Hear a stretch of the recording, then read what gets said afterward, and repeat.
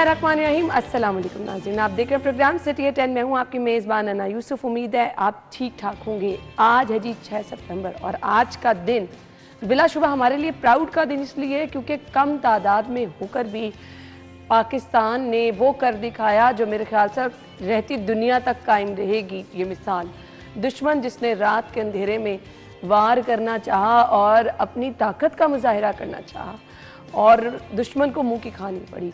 आज ये दिन हमारे लिए ना सिर्फ फ़ख्र का दिन है बल्कि बहुत कुछ सीखने का भी दिन है।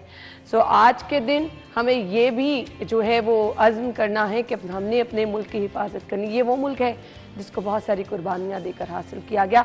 हमारे सीनियर रिपोर्टर्स हमारे साथ मौजूद है, राउदिल शाद हुसैन साहब, इरफान मलिक ने ज्वाइन किया। वालेकुम अस्सलाम साहब, एक कमेंट चाहिए आज के दिन। देखिए, जंग सितंबर के हवाले से तो हमारे ज़ाहिर है सिलेबस का भी हिस्सा रहा है और जिस तरह से शोहदा ने अपनी जानों का नजराना पेश किया और हम बने बनाए मुल्क में बैठे हैं, हम ब्लेस्ड हैं। ये बहुत बड़ी कुर्बानियाँ देकर वो तमाम मंसूबे खाक में मिला दिए। वो कभी लक्ष्मी चौक की बात की जाती है, वहाँ से नाश्ता करेंगे और फिर वो आगे मूव करेगी दुश्मन की फ़ोर्स। तो मुख्तलिफ महाज़ों पर इसमें बहुत बड़ा जो किरदार है वो जहाँ पर हमारी आर्म्ड फोर्सेस का है, वहीं पर इसके साथ साथ शहरियों का किरदार भी बड़ा। अगर आप बाटापुर साइड पर जाएं तो ये जो सरहदी एरिया है वहाँ पर जो सिविलियंस की जो शहादतें हैं वो भी बहुत ज़्यादा हैं, उसमें भी बड़ा किरदार है।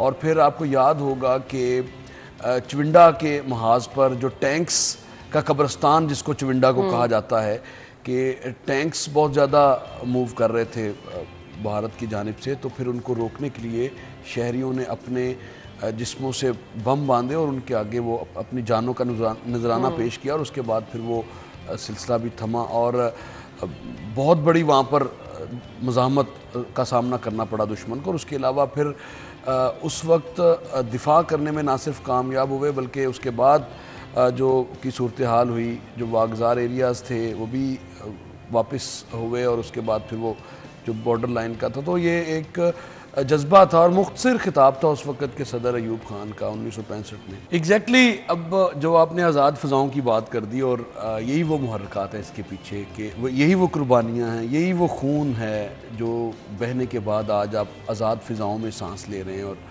रिसेंटली सिपा सलार ने जो तकरीर भी की कि आज़ादी का अगर आपने आज़ादी की नेमत का अगर आपने अंदाज़ा लगाना है तो इस बात से लगाएंगे कश्मीर में किस तरह से ना मजहबी आज़ादी है, ना इंसानी हकूक़ का कोई ख्याल रखा जा रहा है और ना ही कोई मुसलमानों के लिए ना ही कोई इस तरह की अपॉर्चुनिटीज़ हैं कि वो अपनी मर्ज़ी से ज़िंदगी बसर कर सके। तो इसी तरह से कई ममालिक ऐसे हैं आज भी जहाँ पर जो आज़ादी की नेमत को तरस रहे हैं लोग, और फ़लस्तीन रीसेंट एग्जाम्पल आपके पास है।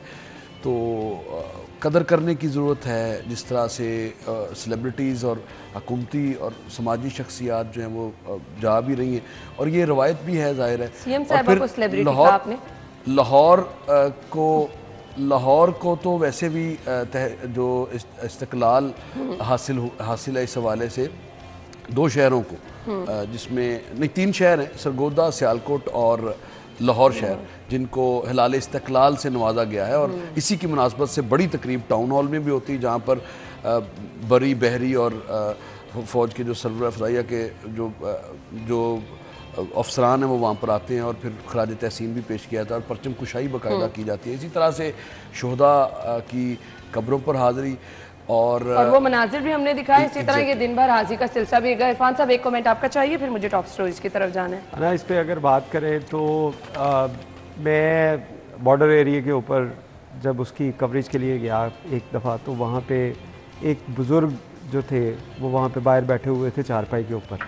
उनसे बात होनी शुरू हो गई मेरी, मुझे 6 सितंबर के हवाले से मैंने उनसे बात की। तो जहाँ पे हमारे फ़ौज, हमारे फोर्सेस, दीगर जो फोर्सेस हैं उनकी तरफ से इस जहाद के ऊपर जो है वो सीसा पलाई दीवार के तौर के ऊपर ये किरदार अदा किया गया। वहीं पर उन बुज़ुर्ग से बात करते हुए उन्होंने कहा कि हम घर पे सोए हुए थे, धमाकों की आवाज़ आनी शुरू हो गई, क्योंकि बॉर्डर के बिल्कुल पास ही उनकी रिहाइश थी और अभी तक वो वहाँ पे हैं और उम्मीद करता हूँ कि वो अभी हयात भी होंगे। ये 2-3 साल पहले की बात बता रहा हूँ आपको। उनसे बात हुई और उन्होंने कहा कि हमने रेडियो के ऊपर ये तकरीर सुनी अयूब खान की। उन्होंने कहा कि किस कौम को ललकारा है, इस दुश्मन ने नापाक अज़ाइम जो हैं वो हमला किया और इस गयूर कौम को ललकारा है, इसको मुंह की खानी पड़ेगी। कहते ये सुनना था। मैं उठा, मेरे भाई उठे, हमारे बच्चे उठे और हम घर के अंदर जो चीज़ें भी मौजूद थी उसमें वो खेती बाड़ी के लिए कई का इस्तेमाल हो, बेलचा हो, किसी के पास बेलन हो, किसी के पास कोई हथौड़ी हो, कुल्हाड़ी हो, जो चीज़ भी थी कहते वो लेके हम लोग बॉर्डर पे चले गए और हम पाक फ़ौज के साथ जाके दुश्मन को हमने टारगेट किया। जो लोगों ने हिम्मत की कि अपने नापाक कदम इस सरज़े पाक के ऊपर रखे, उनको हमने मज़ा चखाया। तो कहते हैं कि ये मिसाल रहती है दुनिया तक है। ब्रेक के बाद आपको ज्वाइन करेंगे, स्टे विद अस।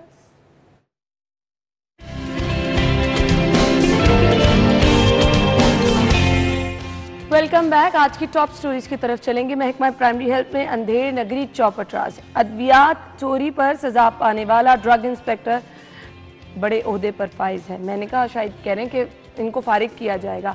अच्छा जी, पहली खबर की तरफ ही आ जाते हैं। इरफान साहब आपकी तरफ में आ रही हूँ, क्या कहेंगे? देखिए, मैं समझता हूँ इसमें कोई बड़ी बात नहीं। जहाँ आपकी चेन ऑफ कमांड ही खराब है वहां तो आवे का आवा तो खुद देखिए ये तो कोई बड़ी बात नहीं। इसके खबर के मुताबिक चोरी की सज़ा जो इसको दी गई थी, ड्रग इंस्पेक्टर साहब को, इनको दी गई थी 5 साल इनकी सर्विस की जो जब्तगी की गई थी। उसके बाद अब क्योंकि ये सिस्टम में लोग मौजूद हैं, आप पूरे सरकारी नॉर्मल चीजें रह गई हैं कि आप बताते हैं ये हुआ है। हाँ, मैं आपको बता रहा हूँ सरकारी इदारों में ये चीज़ें मामूल हैं कि आपने कोई गलती की, उसकी सर्जनिश हुई, आपकी सर्जनिश से के साथ अगर आपको महकमे ने सज़ा दी तो उसमें आपको 1 साल की सर्विस आपकी जब्त कर लेगा, 2 साल की, इनकी तो 5 साल की खैर हुई है और इसके बाद इनको डायरेक्टर फार्मेसी तैनात कर दिया गया है।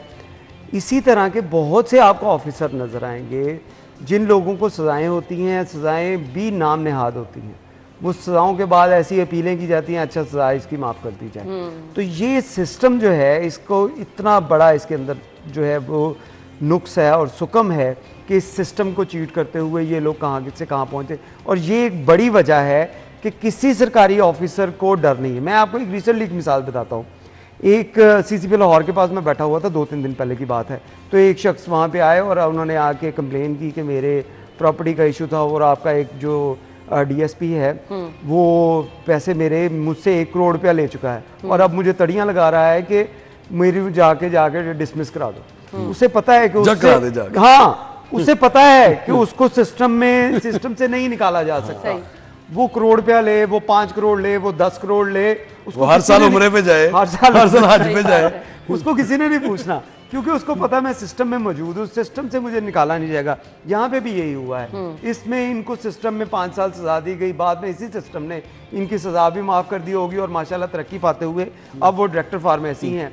ऐसा शख्स जो अद्वियात चोरी के केस में जिसको सजा हुई, अगर इसी केस के अंदर इसको नौकरी से बर्खास्त किया जाता, इसको डर होता कि मैंने नेक्स्ट टाइम इसी तर्ज के जितने भी ड्रग इंस्पेक्टर्स होंगे उनको अगर डर मशीन है भाई, डर हो कि भाई हमारी नौकरी चली जाएगी, हमारे घर में हमारी सैलरी नहीं जाएगी, हमारा चूल्हा बंद हो जाएगा, फिर फर्क पड़ेगा। सही बात। इस तरह सिस्टम में आप ऐसे हजारों केसेस देखेंगे। ये तो एक जाहिर सर में जो है वो हाईलाइट कर दिया कि ट्रांसफर पोस्टिंग हुई, उसमें ये डायरेक्टर जो फार्मेसी साहब हैं इनके खिलाफ तो 5 साल की सज़ा थी और ये ड्रग इंस्पेक्टर थे, तो इसको अब तरक्की देकर डायरेक्टर फार्मेसी लगा दिया गया है।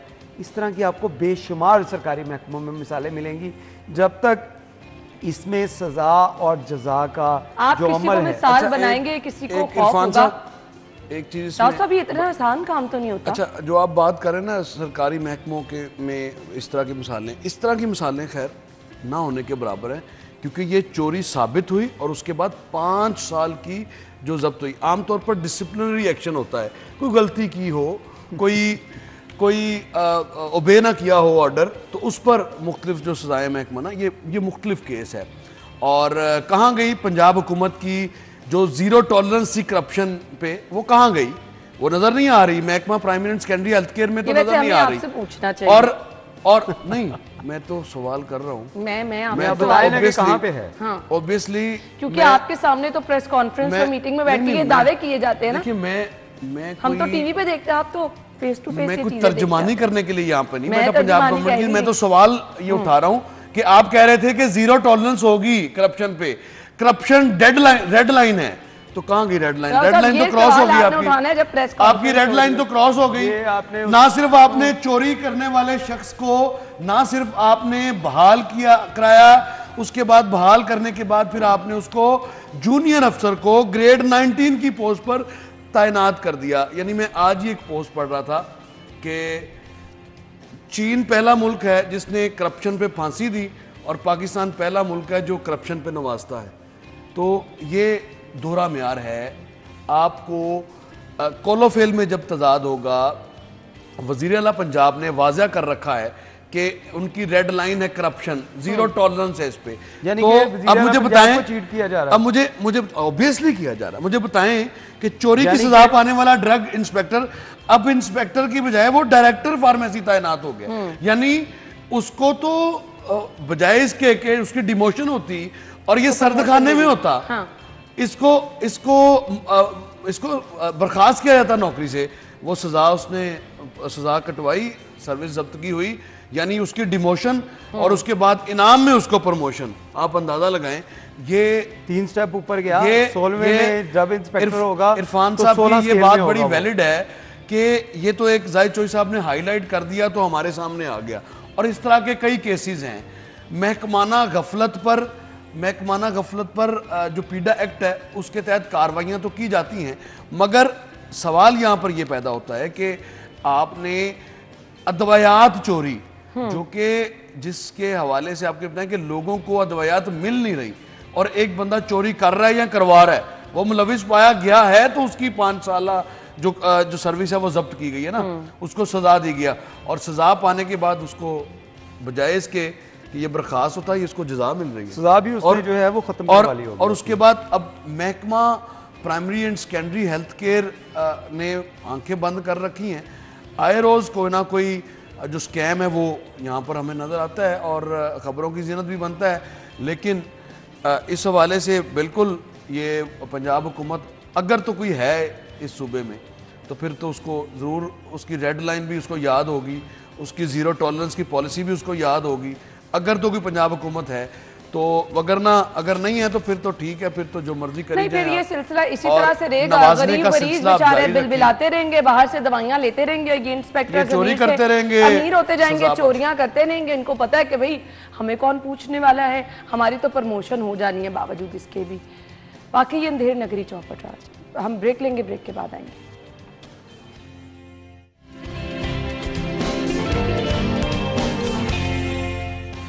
Welcome back. और आज की लीड स्टोरी है जी, बिजली डिटेक्शन बिलों की वसूली, लेस्को का घपला पकड़ा गया है। पता नहीं लेस्को एक के बाद एक ऐसे काम इतने धड़ल्ले से कैसे कर लेता है। हालांकि अब एफआईए को भी पीछे लगा दिया गया है। वो जो पहले कोई पूछने वाला नहीं था, अब तो पूछने वाले भी हैं। बावजूद इसके आप इतने धड़ल्ले से ये काम कर लेते हैं जी राव साहब। देखिए, मुझे नहीं याद पड़ता कि कभी हम बैठे हों और यहाँ पे लेस्को के हवाले से कोई ना कोई स्टोरी डिस्कशन के लिए एक लेस्को, एक एलडीए, लेस्को हो गया या ये इस तरह से ये स्टोरीज मामूल के मुताबिक है। अब तो बोल के अब क्या इन पे बंदा फर्दर गुफ्तगू करे। वो बताएं आपका जो मीटर था उसका वो बंद का 1.5 लाख रुपया बिल आ गया, वो क्या हुआ उसका? अच्छा नहीं, डिटेक्शन बिल की हवाले फिर आप कहेंगे कि आप नहीं फिर भी वैसे बात बताएं तो सही, उसका मुशाहिदे क्या था?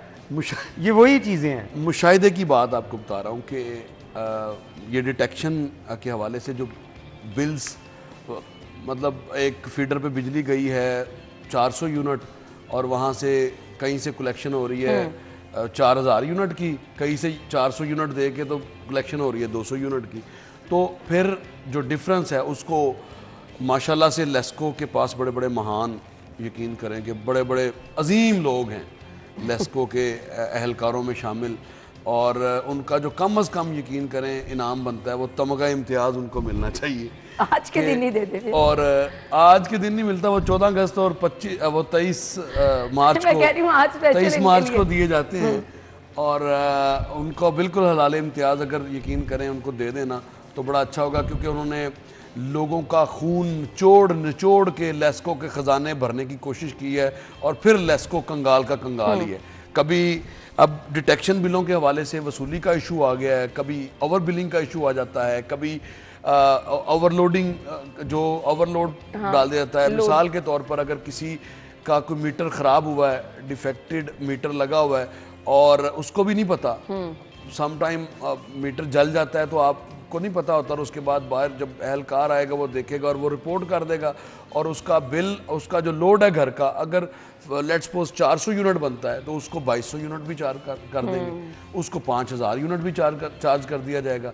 यानी अपना वो खाता जो बिजली चोरी की मद में ज़ाया होता है मुख्तलिफ फीडर से, हालांकि लेस्को में जो बिजली चोरी की रेशो है वो बहुत कम है, लेकिन उसके बावजूद आपने अक्सर ये पढ़ा होगा कि पता नहीं बिजली पैदा होती है 48,000 मेगावाट और बिल चले जाते हैं 1.5 लाख मेगावाट के। तो ये वही कारस्तानियाँ हैं जो सामने आती हैं और फिर आए रोज़ कोई ना कोई इश्यूज़। हाल ही में आपने देखा कि जो 97 करोड़ यूनिट्स की ओवर चार्जिंग थी, वफाकी वज़ीर दाखिला मोहसिन रज़ा नकवी इस पे इनेक्शन हुए, FIU को इनके पीछे लगाया, लोगों की रिकवरियाँ करवाई, माजी में इसकी कोई मिसाल नहीं है। बिल्कुल। और अब हर मामले में आप देखें कि क्या FIA हर मामला इनका देखेगी? क्या इनको अपना किबला दुरुस्त करने की ज़रूरत नहीं है? जो लेस्को के CEO हैं वो आखिर किस मर्ज़ की दवा हैं? वो इतनी बड़ी पोस्ट पर बैठे हैं, कुछ इनको भी तो करना है, कुछ इंटरनली भी तो कुछ कर लें। सार्फिन को कोई मौका जाने नहीं दिया जाता कि सार्फिन की खून पसीने की कमाई को ये अपने नेग्लिजेंसी की वजह से हथियाने की कोशिश ना करें। तो मुख्तलिफ इशूज़ आते रहते हैं। अब इससे ज़्यादा इरफान साहब इस पर रोशनी डालेंगे मेरा ख्याल। जी इरफान साहब क्या कहते हैं? ना देखिए, मुझे इस पे लगता है कि ये लेस्को जो है ये बिजली चोरी, राव साहब ने तो कहा लेस्को में बिजली काफ़ी कम है, लेकिन मैं समझता हूँ कि ये अपनी बिजली चोरी जो है उसको डिफेंड करते हुए ये सारे हरबे इस्तेमाल करते फिर हैं अपने आप को बचाने के लिए, अपने आप को तो बचाने के लिए। देखें, जहाँ से आप करोड़ों रुपए की नहीं अरबों रुपए की बिजली चोरी करवा रहे हैं, उसके बाद फिर आपके पास यही हल रह जाता है कि आप अवाम के ऊपर उसका बोझ डाल दें। क्योंकि आपको अगर 4000 यूनिट दिए गए हैं एक डिवीज़न को, एक इलाके को, तो उसमें 4000 की आपसे बिलिंग करवाई जाएगी कि इसके 4000 पूरे करके दें। अब वो डिफरेंस जो है, जो आपने 4000 में से आपने 3000 यूनिट चोरी करवा दिए, वो 4000 पूरे करने के लिए आपने इसी तरह के हरबे करने हैं कि जिसका मुस्तकिल मीटर जो है डिस्कनेक्ट है उसको आपने बिल डाल देना है। राव साहब ने आज वो बात नहीं की। राव साहब का अपना मीटर है एक घर का जो कि खाली साल से बंद है, 1.5 साल से बंद है, 1,44,000 बिल आ गया और पिछले 2 माह से बंद मीटर, और जरा सी उसकी तहकीक कराई गई, तहकीक जो जिसने बिल डाला वो खुद बर्खास्त हो चुका हुआ नौकरी से अल्हम्दुलिल्लाह। और नहीं फिर अल्लाह भी तो है ना, वही ना। अब अच्छा, मैंने तो बड़ी सिंपल बात की, मैंने कहा जी बिल्कुल जो जिसने ये किया उसको वुजू कराएं और उसको ले जाए मस्जिद में, सीधी बात की। तो उस पर फिर वो एक इंक्वायरी इनिशिएट हुई, भला हो SDO का, उसने बात भी सुन ली और उसके बाद फिर उसके वापस नहीं हुआ। लेकिन ये 2 माह गुजर चुके हैं राव साहब को इसके पीछे पड़ते हुए, बात करते हुए। कितनी परेशानी। ये वो शख्स जिसके पास वसाइल भी हैं, ये वो शख्स जिसके पास ताल्लुकात भी हैं, उसके बावजूद 2 माह से इस शख्स का बिल ठीक नहीं हुआ। तो आम सार्फिन के साथ क्या होगा? आम सार्फिन जिसका घर के अंदर ताला लगा हुआ है लेकिन बाहर मीटर लगा हुआ है, उसको जब 1.5 लाख रुपया, 2-2 लाख रुपया इस तरह ओवर चार्ज करके बिल डाले जाएंगे, ओवर बिलिंग की जाएगी, तो उसको तो पता चलना है अगले 6 माह बाद जब उसका मीटर लेस्को ने उतार के ले जाना, उसने कहना मेरा मीटर चोरी हो गया। पहले तो उसने यही सोचना है, फिर उसको बताया जाना नहीं आपका मीटर चोरी नहीं हुआ, हमने जो आपने बिल जमा नहीं करवाया इसकी वजह से काट दिया गया है। फिर वो बेचारा इसी तरह चक्कर लगाएगा। परमानेंट हल होना चाहिए इसका। परमानेंट हल यही है कि जब तक जो हमने ये बात की थी कि एक ड्रग इंस्पेक्टर जिसको 5 साल की बर्खास्तगी हुई, की फिर बात आ गई, सजा जजा, जब तक इन लोगों को अपनी नौकरी का डर नहीं होगा ना। ये राव साहब ने भी बात की कि मेरा वो जिसने रीडिंग की थी उसको वो बर्खास्त हो गया, वो खुद ही हो गया। मेरे साथ मैं इस बात पे शर्त लगा सकता हूँ कि वो शख्स जो है अगले सीजन के अंदर, सीजन से मुराद है आ जाएगा, पीक में आएंगी, उसको वो शख्स वापस आएगा और फिर किसी अच्छे ओहदे के ऊपर वो बैठा होगा, अच्छे डिवीजन में बैठा होगा, जहाँ पे उसको पता होगा कि यहाँ पे कमर्शियल जो यूनिट्स हैं वो ज़्यादा हैं, यहाँ पे मार्केट ज़्यादा है, यहाँ पे मैं ज़्यादा बिजली चोरी करवा सकता हूँ, यहाँ पे फैक्ट्रीज़ हैं, यहाँ पे मैं ज़्यादा चोरी करवा सकता हूँ। उन इलाकों में उसको तैनाती की जाएगी और उसके बाद ये मामला ऐसे ही चलेंगे। जब तक इन लोगों को सज़ा का डर नहीं होगा कि इनके घर पे अगले महीने की सैलरी नहीं आएगी, इनके घर के चूल्हे नहीं जलेंगे। डर होता क्या है? डर देखें, डर ये नहीं होता कि मुझे अगर किसी ने पूछ लिया तो एक दफ़ा पूछेगा, उसके बाद किसी ने नहीं पूछना, ये डर नहीं है। डर ये है कि आपको पता हो कि इसके बाद मुझे किसी जगह पे सरकारी नौकरी नहीं मिलेगी, मेरे घर के अंदर मुझे जो सैलरी मिल रही है वो बंद हो जाएगी, मेरे बच्चे सड़क के ऊपर आ जाएंगे, मैं सड़क के ऊपर आ जाऊंगा, ये डर है। जब तक ये डर आप सरकारी इदारों के अंदर पैदा नहीं करेंगे, ना डर पैदा किया गया, ना किसी को मिसाल बनाई गई, और इसीलिए जिसका जो दिल करता है वो करता चला जा रहा है। हम ब्रेक के बाद आपको ज्वाइन करेंगे, स्टे विद अस।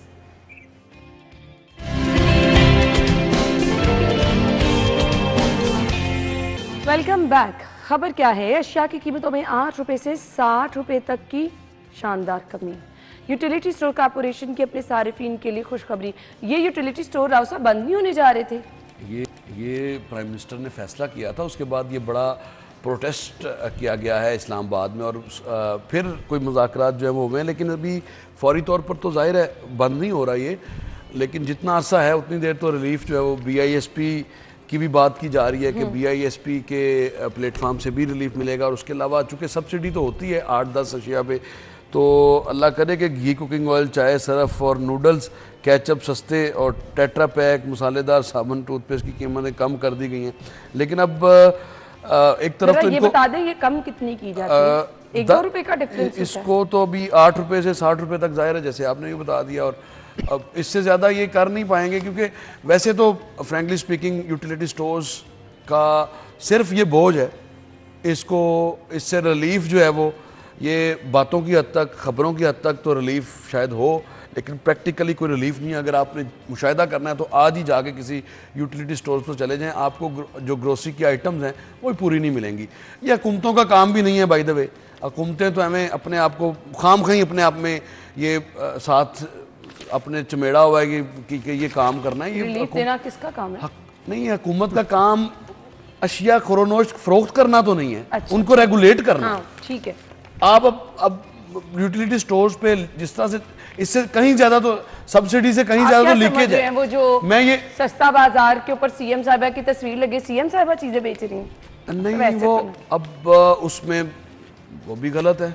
CM का हर जगह पे तस्वीर, टोल प्लाजा लग रहा है तो CM की फोटो, इवन छोड़ें आप ये सस्ते बाजार की तो छोड़ें, आप वासा वालों ने हर जगह पे लगा दी है। आप तस्वीर की क्या बात करते हैं? उन कैंप के अंदर है कोई नहीं, बस CM साहिबा बाहर हैं। आपने हर जगह पे ब्रांडिंग, और ये ज़ाहिर है शाह से ज़्यादा शाह की वफादारी का एक वो मुंह बोलता सबूत है कि जो भी CM का रूट है वहाँ पर PHA के वसाइल की भरमार है। PHA ने बड़ी बड़ी तस्वीर, जहाँ पर वासा का जो वो है, वासा अपने वसाइल से, तो इस सिलसिले को मुझे लगता है कि ये कोई आइडियल सिचुएशन नहीं है। हर जगह पे आप, हर जगह पे ज्यादा फ्लैटरी चल रही है। फ्लैटरी देखिए, काम से ज्यादा फ्लैटरी के ऊपर जोर है कि हमने मैडम CM को किस तरह खुश करना है, उनको हमने अजीबोगरीब से प्लान भी बताने हैं। जैसे PHA की जैसे बात कर रहे हैं कि वहाँ पे वसाइल हैं, उन्होंने बताना कि हम सड़कों के ऊपर जो है, नहर के ऊपर ये कर देंगे, वो कर देंगे। भाई आप लोगों ने जो काम करने वाले हैं वो नहीं करने। और कॉस्मेटिक्स के तौर पे ऊपर वज़ीर आला पंजाब को जो है ये समझ रहे हैं कि उनको शायद इन चीज़ों की समझ नहीं है, उनका पूरा ब्रॉटअप इन चीज़ों पे है। और जिस तरह उनको ये अभी चकमा देने की अफसरान कोशिश कर रहे हैं, मुझे लगता है कि अनकरीब आपको एक बड़ा रेला नज़र आएगा कि ऐसे अफसरान जो हैं वो फारिग होते नज़र आएंगे। और जो बात रही सस्ती चीज़ों की, तो इसके ऊपर अगर हम बात करें तो सस्ती चीज़ें इस वक्त हुकूमत कोई भी हो, वो पंजाब की गवर्नमेंट हो, वो कराची सिंध की हो, वो KP की हो, वो वफाक की हो, इन लोगों के लिए सबसे ज़्यादा ज़रूरी इस वक्त वफाक और पंजाब के लिए ज़रूरी है कि अवाम में अपने इक़दामात के बाद अवाम में अपना एतमाद बहाल करना, इसके ऊपर फोकस किया जा रहा है। और ये ब्रांडिंग जो की जा रही है ये भी उसकी एक कड़ी है कि हर एक को बताया जाए कि हम इसके ऊपर काम कर रहे हैं। Excess of everything is bad, वो बात ठीक है आपकी, लेकिन इरफान साहब इसमें एक चीज, रिलीफ देने की बातें भी इसी चीज़ों में हो रही हैं। रिलीफ एक और चीज़ है, और उसके बाद PHA को हर जो डेवलपमेंट का प्रोजेक्ट होगा लाहौर में, उसका 1% जो है वो PHA को दिया जाता है शजरकारी मुहिम के लिए। शजरकारी मुहिम में जो 1% मिलता है उसका 80% यूज करना होता है शजरकारी के लिए, और 20% जो दूसरी चीजों में। अब मसला ये हो रहा है कि PHA मुझे लगता है कि उससे भी कहीं ज़्यादा बस फ्लैटरी पे खर्च कर रही है और बेंचेस पे और ये इस तरह की चीज़ें पे, शजरकारी पे फोकस कम है। तो इसी तरह से जिस तरह से वो नहीं है टमाटो केचप ले तो उसमें सिर्फ टमाटर नहीं होता, बाकी सारी चीज़ें होती हैं, केमिकल और हर चीज़। वो बात ठीक इसी है तरह से लेकिन जो इकदामात हैं ये भी इकदामात जो हैं वो सब्सिडी के और ये सारे, लेकिन फिर रिलीफ नहीं है इसमें, बातों में बस सब कुछ है, प्रैक्टिकली रिलीफ नहीं है। इस पे रिलीफ है। अगर आपको आप जाके खुद देख लें, आपको पता लग वो बात आपकी ठीक है, लेकिन देखें वो आप कर रहे हैं कि अब हर बात के ऊपर मैं ना मानूं, वो अलग बात है। मैं ना मानूं, लेकिन हुकूमत की प्रायोरिटी इस चीज के ऊपर है कि हमने अवाम में महंगाई को कम करने के लिए मेरा सवाल भी ये है कि महंगाई को कम में डिफरेंस है, जो लोग यूटिलिटी स्टोर जाएं सस्ती चीजें मिलेंगी, सवाल ही पैदा नहीं होता। अभी आप शहजाद खान को कॉल करके पूछ लें कि कितनी मिल रही है, आइटम्स ही पूरी नहीं होती है। आप क्या बात कर रहे हैं? मैं ये कह रहा हूँ देखें, मैं ये कह रहा हूँ कि बोलने से और बात ना मानने से कि हुकूमत का काम नहीं है कि वो बेचे।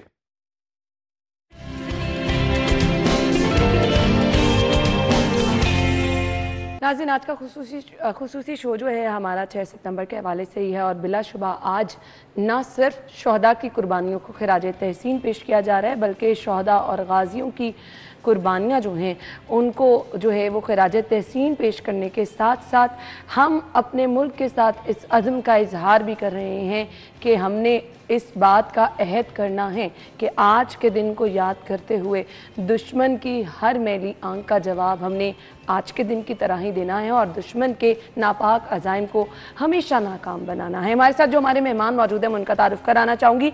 लेफ्टिनेंट इफ्रा गुल हमारे साथ मौजूद हैं, पाकिस्तान नेवी से हैं, और इसके साथ साथ lieutenant commander Khizar Pakistan navy से हैं। जी, अपने मेहमानों को हम खुशामदीद कहेंगे। अस्सलाम वालेकुम। बहुत बहुत शुक्रिया। सबसे पहले लेफ्टिनेंट इफ्रा गुल की तरफ आएंगे। सबसे पहले आज के दिन के हवाले से क्या कहना चाहेंगे? आज के दिन की हिस्ट्री तो सबको पता ही है कि डिफेंस डे का क्या हुआ, क्या रोल था उस टाइम पे सारी फोर्सेस का, और मोटिवेशन लेवल कितना था सबका। तो उसके लिए मैं ये कहना चाहूँगी कि उस टाइम पे एक तो हमारी फ़ोर्स इंडिया के मुकाबले में बहुत छोटी थी, कम थी बहुत, और लेकिन डिटर्मिनेशन बड़ा था और हौसले बुलंद थे। इस वजह से हमने इंडिया को शिकस्त दी और मुंह तोड़ जवाब दिया, और उसकी वजह से हमारा मुल्क बच गया है। इंडिया की वजह से मतलब हम बिल्कुल इस टाइम पे इस तरह थे कि बिल्कुल हमारी फ़ोर्स बहुत कम थी, इंडिया की फ़ोर्स हमसे 6 गुना बड़ी थी। तो इस वजह से कि उस टाइम पे मोटिवेशन लेवल बहुत ज़्यादा था, हौसले बुलंद थे और हमने बिल्कुल मुंह तोड़ जवाब दिया इंडिया को। तो ये है कि डिटर्मिनेशन बड़ा होना चाहिए, क्वांटिटी पे नज़र नहीं रखनी चाहिए। आपका जज्बा जो है वो बहुत सारी चीज़ों को पीछे छोड़ देता है। लेफ्टिनेंट कमांडर खिजर हमारे साथ मौजूद हैं। आज आप खुद फोर्स का हिस्सा हैं, अगर वो दिन याद करें, उस टाइम को अपनी मंजर के सामने जिस तरह हम ये नगमों की सूरत में लेकर आ रहे हैं, बड़ा जज्बा चाहिए होता है, और जब आप खुद उस चीज़ का हिस्सा बन जाते हैं तो क्या फील करते हैं? मैम, जो मोटिवेशन है वो as a nation I would say कि हमारी motivation level in this term is already very high, but क्योंकि हर कोई अपनी अपनी जगह पे इस मुल्क के लिए काम कर रहा है। अगर हम अपनी बात करें तो वी आर इन यूनिफॉर्म, तो हमारा मोटिवेशन लेवल तो हर वक्त ही स्काई हाई होता है इस वजह से, and we are always ready कि कोई भी अगर हम हमारे मुल्क को मैली आंख से देखने की कोशिश करेगा तो हम हर वक्त उसको मुँह तोड़ जवाब देने के लिए हर वक्त उसके लिए रेडी हैं। यही उस दिन हुआ। इफ़ आई टॉक अबाउट 6 सितंबर 65, तो उस दिन भी यही हुआ। दुश्मन ने हमें मैली आंख से देखने की कोशिश की, जिसके लिए हम तैयार थे। हमारी फ़ौज, Pakistan navy, it was all ready, and अल्हम्दुलिल्लाह अल्लाह के फजलो करम से और आवाम की दुआओं से हम इस चैलेंज पे पूरा उतरे और हमेशा पूरा उतरेंगे। कम तादाद मैटर नहीं करती जब आपके सामने दुश्मन बहुत बड़ी तादाद? मैम, इसका सबसे पहले एग्जाम्पल तो हमें गज़वा बदर देता है। बेशक कि पहले दिन जब हम कुफार के अगेंस्ट आए थे, हमारी तादाद उस दिन भी कम थी, और यही हमारी पिछली जंग 65 में हुआ। But it does not matter करता है कि आपकी प्लानिंग कैसी है, ट्रेनिंग कैसी है, और आप उस ट्रेनिंग पे जब वक्त आने पे पूरा उतरते हैं या नहीं उतरते। तो अल्लाह के फजलो करम से हम उस दिन अल्लाह के फजलो करम से और आवाम की दुआओं से उस दिन इस काम पे पूरा उतरे, और इंशाल्लाह आगे भी जब मौका आएगा हम किसी को भी इस मुल्क की तरफ मैली आंख से नहीं देखेंगे। बिल्कुल। इफ्रा, आपसे जानना चाहूँगी, फोर्स में जो लोग आते हैं, ख़ास तौर पर अगर लड़कियों की बात, बहुत बड़ा दिल चाहिए होता है। आपको बहुत मुश्किल मराहिल से गुजरना पड़ता है। आपने कैसे ज्वाइन की? इसका प्रोसीजर तो काफ़ी लंबा होता है ज्वाइन करने का, लेकिन उससे पहले यही है कि आपके अंदर जज्बा होना चाहिए कि आपने आना है, आपने कुछ करना है अपने कंट्री के लिए। तो सेम मेरा भी यही पैशन था कि मैं फोर्सेस ज्वाइन करूं। तो उसके लिए प्रोसीजर हमारा यही होता है कि इसकी इंडक्शंस आती हैं तो अप्लाई करना होता है। उसके लिए पहले इनिशियल टेस्ट होता है, फिर फिज़िकल टेस्ट होता है, मेडिकल होता है, उसके बाद शॉर्ट लिस्टिंग होती है और ISS भी एक टेस्ट होता है। वो उसमें फ़िज़िकल भी होते हैं टास्क, उसमें साइकोलॉजिकल टास्क भी होते हैं और उसमें एकेडमिक्स का भी होता है पोर्शन। उसके बाद से फिर उसके अंदर अगर कोई रिकमेंडेशन हो गई और उसके बाद फिर हमारी एक फ़ाइनल मेडिकल होता है और फाइनल इंटरव्यू होता है और उसके बाद फिर शॉर्ट लिस्टिंग होती है। तो ये बहुत लंबा प्रोसीजर होता है और लेकिन करना पड़ता है अगर किसी को। कैसा एक्सपीरियंस जा रहा है? एक्सपीरियंस अच्छा जा रहा है और ये एक अच्छी जगह है, स्पेशली फ़ीमेल्स के लिए तो बहुत अच्छी है। अगर आप कुछ करना चाहते हैं, आपने जॉब भी करनी है और आपका है कि आपको रिस्पेक्ट भी चाहिए, तो फिर तो ये बहुत ही अच्छी जॉब है आपके लिए, स्पेशल लड़कियों के लिए। सही सही।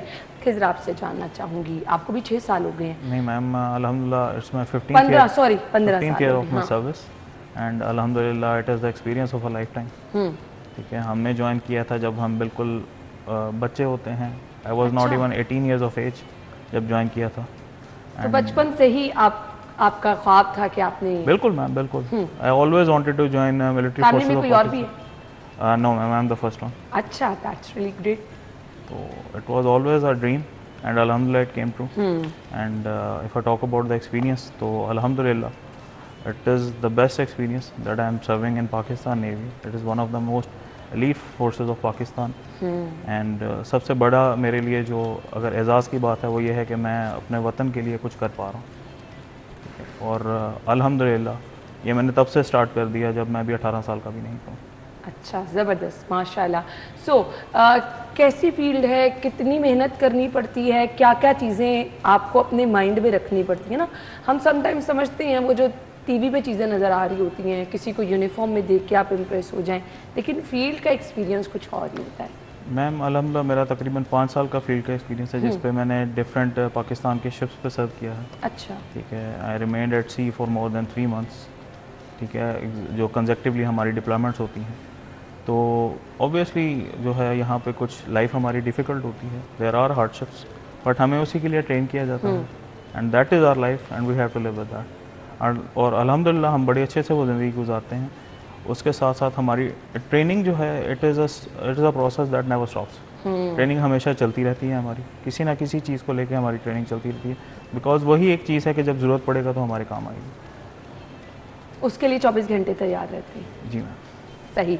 इफ्तार, ड्यूटीज़ क्या हैं आपकी, क्या डे रूटीन होती है? मैं IT ब्रांच से हूँ, तो हमारी डिफरेंट फील्ड्स हैं और डिफरेंट यूनिट्स में पोस्टिंग्स आती रहती हैं।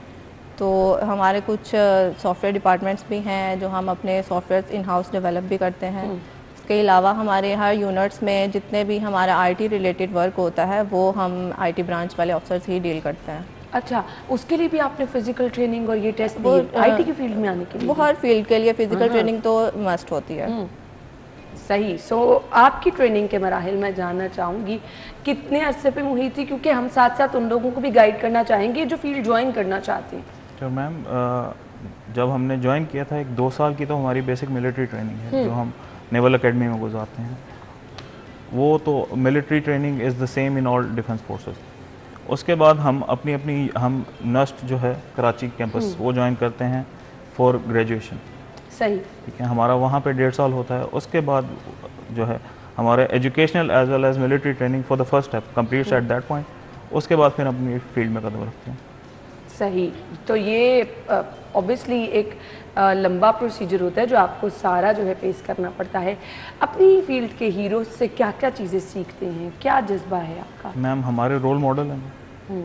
ठीक है, हम जब भी कुछ सोचते हैं कि कोई ऐसा मौका आता है जिसमें हमें कुछ समझ नहीं आती, तो एक तो हमारे सीनियर्स हैं जो हमें गाइड करते हैं and those are actual role models हैं हमारे, जो हमें हर स्टेप पे गाइड करते हैं। बिकॉज 15 साल में हमने अगर कुछ सीखा है तो सब कुछ अपने सीनियर से सीखा है, या हमारी ट्रेनिंग थी या हमारी अपनी बुक्स हैं ये 3 चीज़ें हैं जो किसी भी एक नेवल ऑफिसर को पहले दिन से ट्रेन करना स्टार्ट करती हैं, और यही एक चीज़ होती है जो at the end of the last day of his service तब भी यही चीज़ें इनको गाइड कर रही होती हैं। सो फोर्सेस का रोल क्या है, मुझे ये बता दें। हम लोग तो अपने घरों में आराम से बैठते हैं और सुकून से, लेकिन हम हमेशा देखते हैं कि हमारी जितनी फोर्सेस हैं हमेशा तैयार भी रहती हैं दुश्मन के ख़िलाफ़। सो ये अपने अंदर फील लेकर आना कि किसी टाइम भी कुछ हो सकता है ना, आप 24 घंटे उस स्टेज पे होते हैं, वो आप हालत जंग के लिए रेडी होते हैं। सो आपके अपने कलीग्स, एक वो इन्वायरमेंट कैसा फील करते हैं? मैम जैसे मैंने पहले कहा, इसके लिए सबसे पहला फैक्टर है मोटिवेशन। सबसे पहले तो आपकी मोटिवेशन जो है उसका वो लेवल होना चाहिए, और होता भी है अल्हम्दुलिल्लाह, कि कोई भी अगर किसी वक्त भी किसी चीज़ की भी ज़रूरत आए तो हम हर वक्त तैयार रहें। और ये हमारा वो माइंडसेट है जो पहले दिन से डेवलप किया जाता है during training.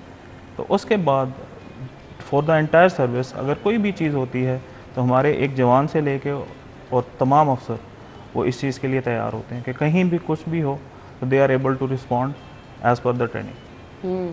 So responsibilities Pakistan navy की कुछ मैं चाहूँगी आप इधर हाईलाइट करें कि बेसिकली आपने क्या करना होता है। मैम सबसे बेसिक हमारी जो रिस्पॉन्सिबिलिटी है that is defence of the maritime front. ठीक है, हमने अपने पानी सरहदों की हिफाजत करनी है। उसकी दूसरी बात अगर सबसे बड़ी चीज़ मैं बताऊं तो ये है कि जैसे आपको पता है हमारी मोर देन 2/3 जो ट्रेड है दैट इज़ थ्रू सी जी। तो इसके लिए हमने अपनी इकोनॉमी को हम इस तरह सपोर्ट कर सकते हैं इस चीज़ में कि हम अपनी ट्रेड को सिक्योर करते हैं। और ये हमारा एक इस तरह का रोल है जो हमारा पीस टाइम रोल भी है और हमारा वॉर टाइम रोल भी है कि हमारी ट्रेड को किसी तरह का कोई नुकसान ना हो। और उसके अलावा मैम हमें किसी भी तरह की अगर अंदरूनी मसाइल पे जिस तरह से एड टू सिविल पावर के लिए हमें अगर कॉल किया जाता है तो we should be able to respond to that. सही। आप लाहौर से ही? मैम मैं बेसिकली गुजरांवाला से। गुजरांवाला से हैं। सो कितनी देर बाद घर जाना होता है, घर से दूर रहना, और अपनों की याद में आप ऑब्वियसली आप जब काफ़ी अर्सा होता है अपनी ड्यूटी पे रहते हैं, नहीं जा पाते हैं, तो क्या फीलिंग होती है? मैम ये ऐसी चीज़ है जो सर्विस के साथ वक्त के साथ साथ हम उस चीज़ में रच बस जाते हैं। फैमिलीज ऑब्वियसली मैम इसमें थोड़ा सा इफेक्ट होती हैं, बट वो भी with the passage of time उनको भी ये चीज़ समझ आ जाती है, because it is our duty and we have to do that. Duty से तो कोई भी अपनी जो है वो बैकआउट नहीं कर सकता। बट अल्हम्दुलिल्लाह ये इतना भी कोई इस तरह का प्रोसेस नहीं है कि हम छुट्टी नहीं जा पाते। If the duty calls then there is no choice, otherwise ma'am if there is anything तो हम हमेशा छुट्टी मिल जाती है, ये इतना बड़ा मसला नहीं होता। But obviously pros and cons तो हर जगह। हाँ बिल्कुल ऐसा है। इफ्रा आपसे जानना चाहूँगी, जब फोर्स ज्वाइन करने का प्लान किया तो फैमिली ने सपोर्ट किया? क्योंकि पेरेंट्स बड़े कंसर्न होते हैं कि नहीं भाई अपने बच्चे को तो हमने इस फील्ड में नहीं जाने देना। मेरी फैमिली ने मुझे फुल सपोर्ट किया था। मेरे पेरेंट्स भी काफ़ी एजुकेटेड हैं और उनका ऐसा कुछ भी नहीं था कि दूर नहीं जाने देना या कुछ भी नहीं है, तो उन्होंने फुल सपोर्ट किया था। जो आप चाहते हैं आप वो करें। आप लाहौर से हैं? मैं सियालकोट से हूँ। सियालकोट से हैं। और यहाँ पर आप लाहौर में आप? हाँ मैं यहाँ। तो कितनी देर बाद घर जाती हैं, किस तरह से मैनेज? घर साल में 2 दफ़ा चले जाते हैं। अच्छा। और बाकी जब भी मुश्किल कमिटमेंट्स होती हैं कुछ सर्विस की भी होती हैं तो वो बस मैनेज करना पड़ता है। सही। और आप ये देख लें कि ये बड़ा मुश्किल होता है, आप साल में 3-4 दफ़ा भी जाएं तो फिर भी बहुत अपने घर से दूर रहना मुश्किल होता है, ख़ास तौर पर ख़वातीन के लिए। कुछ फ्यूचर प्लान्स बताएं, क्या करना चाहती हैं? बाकी फ्यूचर प्लान्स मेरे यही हैं कि मैं नेवी में ही सर्व करूं अपने कंट्री के लिए, और जितना मैं अपनी पर्सनालिटी को पॉलिश कर सकती हूँ वो मैं करूँ, अपनी लीडरशिप स्किल्स को इन्हांस करूँ, क्योंकि यही जो है ये मुझे सिखाया गया है कि आपने यही करना है, और मैं आगे भी अपने जूनियर्स को यही सिखाऊंगी। चलिए जी, गुड लक। खिज़र आप बताएं क्या प्लान्स हैं आपके? Ma'am plan is the same, इंशाल्लाह I will continue my service. ठीक है, इस सर्विस ने जैसे मुझे पहले दिन से ग्रूम करना स्टार्ट किया, जैसे आपको पता है कि 17 साल का उम्र का एक लड़का जो है वो एक बच्चा ही होता है जिस वक्त वो इंडक्ट होता है for any military force of Pakistan. तो इट इज़ द यूनिफॉर्म जिसने हमें इस लेवल तक ग्रूम किया, हमें इतना कुछ सिखाया, इतना रिस्पॉन्सिबल बनाया। तो इंशाल्लाह इसी अपने जो है ज़िम्मेदारी को आगे कंटिन्यू करेंगे जब तक ये सर्विस चाहेगी, जब तक ये मुल्क चाहेगा इंशाल्लाह। और बिलाशुबा हम आपके इस जज्बे को सलाम पेश करते हैं। आप लोगों के वक्त का बहुत बहुत शुक्रिया। नाज़रीन, आज के दिन ये चीज़ें डिस्कस करना, हिस्ट्री पर नज़र डालना, क्या हुआ शोहदा के साथ, उस मैदान के मनाजिर क्या थे, ये सिर्फ नाकाफ़ी नहीं है, वो अज़म जो हमारी फोर्सेस आज भी लिए बैठी हैं, वो कौम के हर बच्चे बच्चे का होना चाहिए, वो कौम के हर बंदे का होना चाहिए, वो चाहे तमाम सियासी जमातें हैं, चाहे मुख्तलिफ मकातब फ़िक्र के लोग हैं। आज के दिन इस अज़म का यादा करना है कि हमें अपने मुल्क के लिए हर तरह की कुर्बानी देने से दरेक नहीं करना। और साथ ही साथ बहुत ज़्यादा मैं स्कूल्स पे ये चीज़ फोकस करना चाहूँगी कि आज के दिन की अहमियत, आज के दिन क्या हुआ, आज के दिन कौन कौन सी कोशिशें की गई अपने मुल्क को बचाने के लिए, ये बच्चों को बताना बहुत ज़्यादा ज़रूरी है। हम ब्रेक लेंगे, ब्रेक के बाद आपको ज्वाइन करेंगे। Stay with us.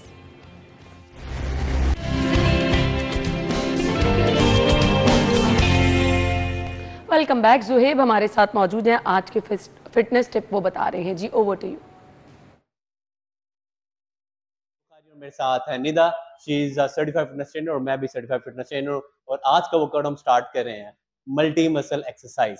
Okay, start करेंगे वार्म अप से। क्या बात Nida? 10 9 8 7 6 5 4 3 2 and 1। Okay, warm up आपने करना है एटलीस्ट 5 मिनट्स। उसके बाद एक्सरसाइज स्टार्ट करेंगे। तो हम अपनी फर्स्ट एक्सरसाइज स्टार्ट करें, हम ऑलरेडी वार्म अप हैं, बिकॉज टाइम ड्यूरेशन का भी मैनेज करना होता है, इसलिए हम 3 सेट नहीं करेंगे। जो भी हम एक्सरसाइज करेंगे उसको आपने 3 बार रिपीट करना है। Okay Nida, we will start with kettlebell swings. एक डंबल पकड़ेंगी आप, जितनी भी एक्सरसाइज होगी मल्टी मसल होगी, इसका मतलब है आप कैलोरीज भी मल्टी बर्न कर रहे हो।